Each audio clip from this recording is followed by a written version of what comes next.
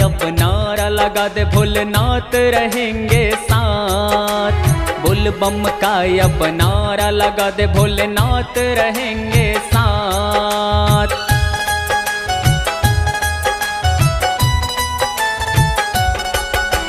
बोल बम का अब नारा लगा दे भोलेनाथ रहेंगे साथ।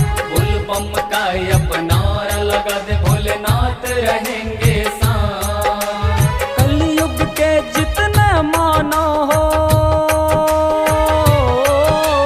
कलयुग के जितने मानो हो, सुन लो मेरी बात। बोल बम का अब नारा लगा दे भोलेनाथ रहेंगे साथ। बोल बम का अब नारा लगा दे भोलेनाथ रहेंगे साथ।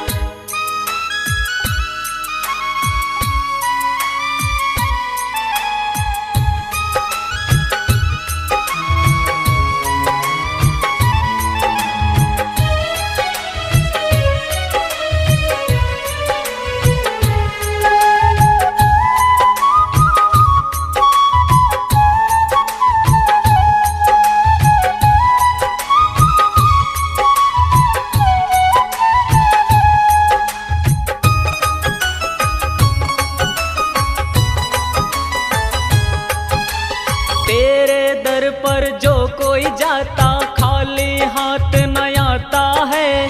श्रद्धा सुमन से भक्ति जो करता मोक्ष प्राप्त कर पाता है।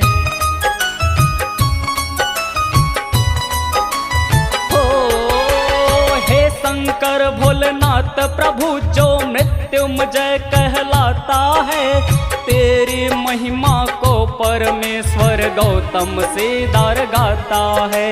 शंकर का जयकारा लगा ले, शंकर का जयकारा लगा ले, दिन हो चाहे रात। बोल बम का अब नारा लगा दे भोलेनाथ रहेंगे साथ। बोल बम का अब नारा लगा दे भोलेनाथ रहेंगे साथ।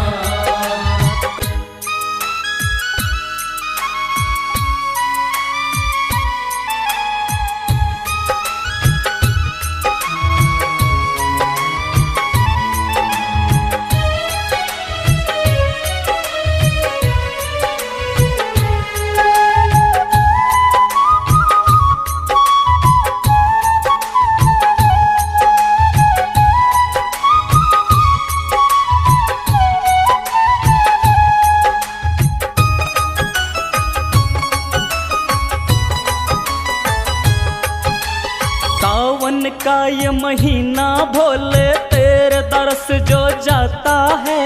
जल को चढ़ा कर हे शिव शंकर मनवांछित फल पाता है। ओ तेरी जटा से निकली नदिया गंगा जो कहलाता है। वेद पुराण रामायण सब तो तेरी महिमा गाता है। पैदल चलता जा तू बंदे, पैदल चलता जा तू बंदे, धूप हो या बरसात। बोल बम का अब नारा लगा दे भोलेनाथ रहेंगे साथ। बोल बम का अब नारा लगा दे भोलेनाथ रहेंगे साथ।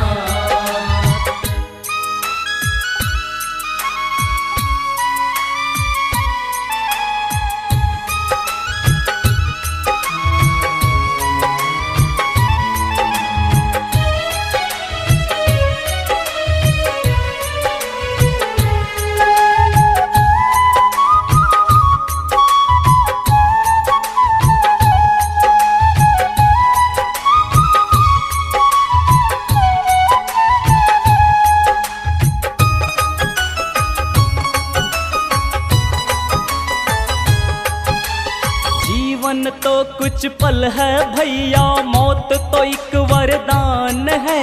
जिस्म जान कहते हैं सब तो वो तो माटी समान है। हो 80 वर्ष का जीवन जीवन तेरा किस पर तो अभिमान है, राख नहीं तो मिट्टी बनेगा शरीर का तेरा काम है।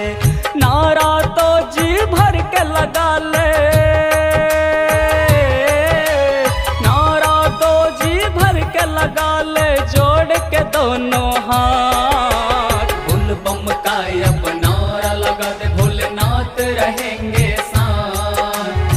बोल बम का अब नारा लगा दे, भोलेनाथ रहेंगे साथ। कलयुग के जितना मानो हो सुन लो मेरी बात। बोल बम का अब नारा लगा दे, भोलेनाथ रहेंगे साथ। बोल बम का अब नारा लगा दे, भोलेनाथ रहेंगे साथ।